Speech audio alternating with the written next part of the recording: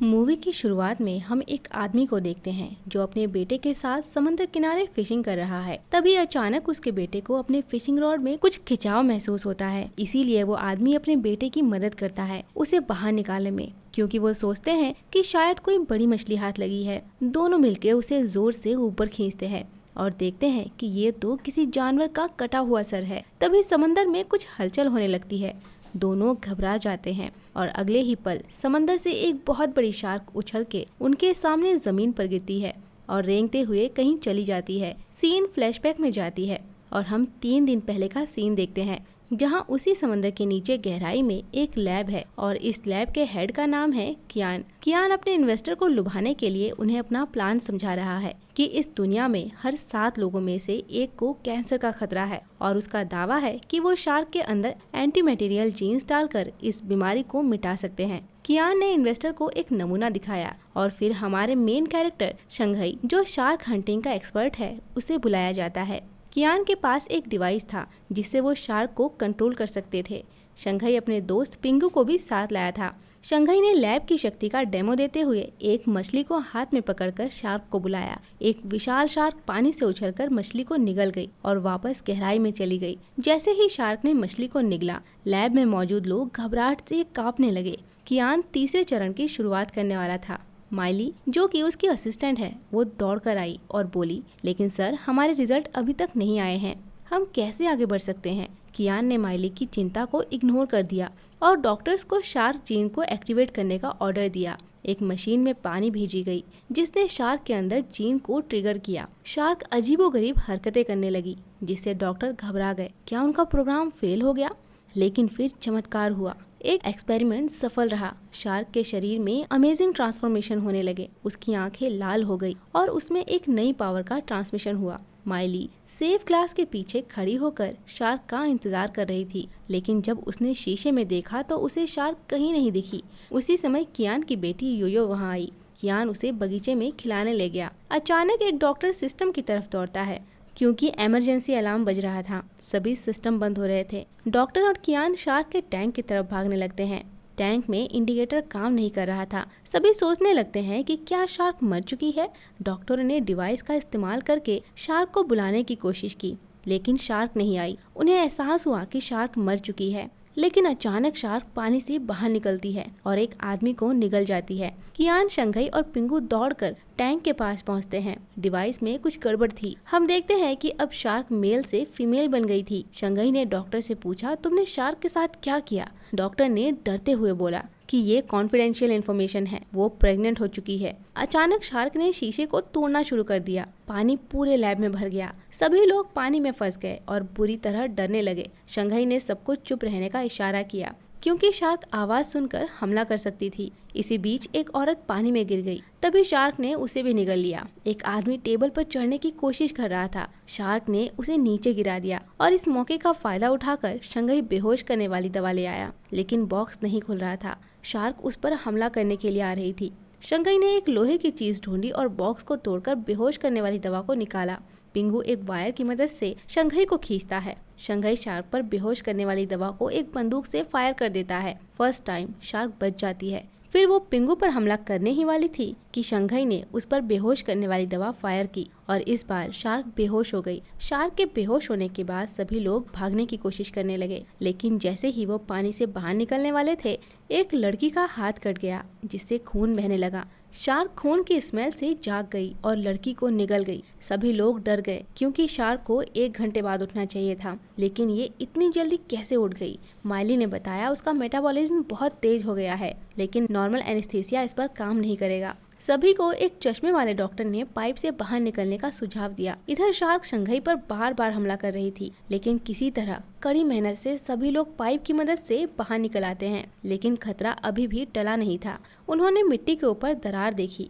ये क्या दोस्तों, शार्क जमीन पर भी चल सकती थी? माइली को योयो की चिंता सताने लगी। योयो बगीचे में खेल रही थी। अचानक उसे पीछे से कुछ आवाज सुनाई देती है। शार्क वहाँ भी आ गई थी। उसने योयो के झूले को तोड़ दिया। योयो डर के एक पाइप के अंदर चली गई। शार्क भी उसके पीछे घुस गई।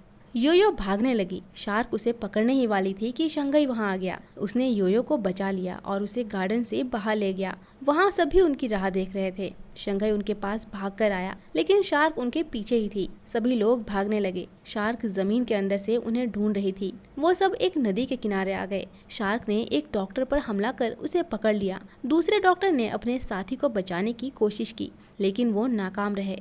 शंघाई ने सभी को नदी किनारे छुपा दिया और शार्क का सामना करने आगे आ जाता है। शार्क उस पर हमला करने ही वाली थी कि वो नदी में जंप कर गया। शार्क भी उसके पीछे कूद पड़ती है। शंघाई नदी के ऊपर लटका हुआ था। शार्क उसे खाने की कोशिश कर रही थी। इसी समय पिंगू और माइली वहां आ जाते हैं और वो शंघाई को ऊपर खींच लेते हैं। अब सभी एक जगह बैठे थे। शंघाई ने माइली से पूछा, तुमने शार्क के साथ क्या किया है? वो जमीन पर कैसे चलने लगी है? माइली बोलती है कि हमने इसके जीन में एक केंचुए का जीन मिलाया है, जिससे ये शार्क जमीन पर चलने लगी है। इसी समय एक जख्मी आदमी वहाँ आता है। चश्मे वाला डॉक्टर बोलता है कि इस आदमी का खून बह रहा है।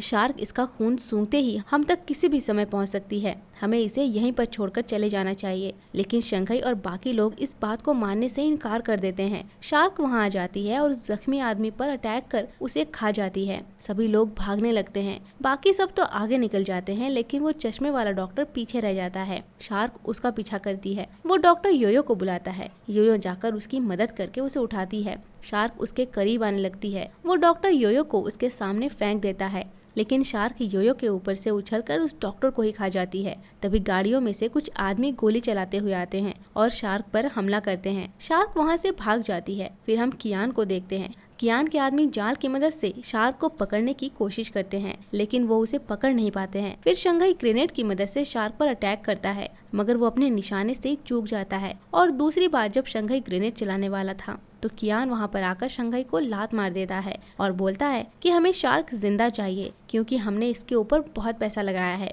कियान शंघाई से मदद मांगता है और बोलता है कि तुम शार्क हंटिंग में एक्सपर्ट हो, शार्क को मेरे लिए पकड़ो। लेकिन शंघाई उसकी मदद करने से साफ इनकार कर देता है और वहां से जाने लगता है। गुस्से में आकर कियान एक औरत को मार देता है।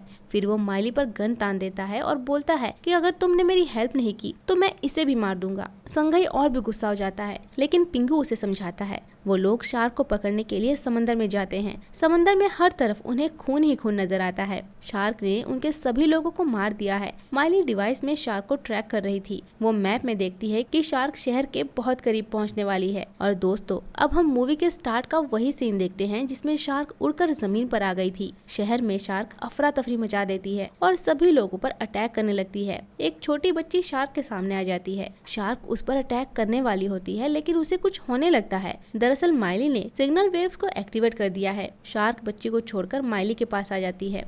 पिंगू एक मछली पर सॉस लगा के उसे समंदर में फेंक देता है। इसी समय माइली को अपनी डिवाइस पर शहर का वीडियो मिलता है, जिसमें शार्क ने शहर में तबाही मचा दी थी। वो पिंगू को मछली को बाहर निकालने के लिए बोलती है, लेकिन शार्क उनके बोट के नीचे आ जाती है और उस मछली का हुक शार्क के मुंह में फंस जाता है। कियान के सारे आदमी पानी में गिर जाते हैं। माइली को चोट लग जाने से वो बोट पर ही बेहोश हो जाती है। शार्क बोट को घसीटते हुए जमीन पर ले जाती है। एक पेड़ से टकराने की वजह से शंघाई बेहोश हो जाता है। शार्क माइली के साथ उस बोट को एक गुफा में ले जाती है।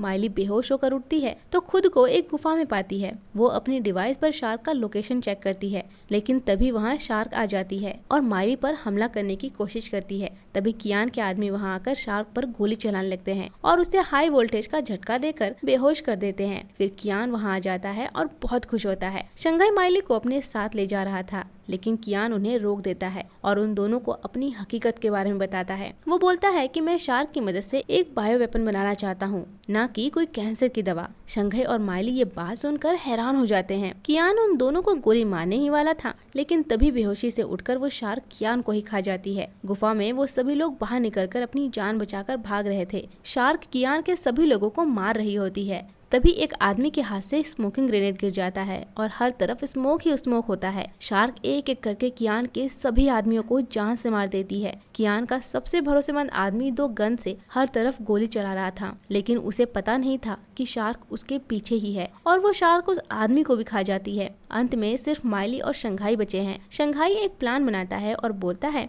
कि एक ग्रेनेड से उस शार्क को मारा जा सकता है। शंघाई उस डिवाइस को लेकर भागता है और फिर शार्क डिवाइस के सिग्नल की वजह से शंघाई का पीछा कर रही थी। शंघाई भागता रहता है और फिर उसके हाथों से वो डिवाइस गिर जाता है।